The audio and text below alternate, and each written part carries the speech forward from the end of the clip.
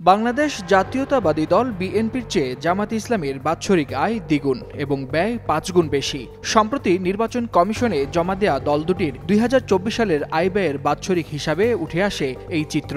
গেল ৩১ জুলাই পর্যন্ত নির্বাচন কমিশনে ২০২৪ সালের আয় ব্যয়ের বাৎসরিক হিসাব জমা দিয়েছে ২৮টি নিবন্ধিত রাজনৈতিক দল। এর মধ্যে বিএনপি জামায়াতের মতো বড় রাজনৈতিক দল ছাড়াও রয়েছে নতুন পুরাতন বিভিন্ন দল। তবে সব রাজনৈতিক দলকে ছাড়িয়ে আয় ব্যয় শীর্ষে রয়েছে বাংলাদেশ জামায়াতে ইসলামী। আওয়ামী শাসন আমলে কোণঠাসা এবং অনেকটা অস্তিত্ব সংকটে থাকা দলটি বর্তমানে সক্রিয় সবচেয়ে বড় দল বিএনপির চেয়ে প্রায় দ্বিগুণ আয় করছে।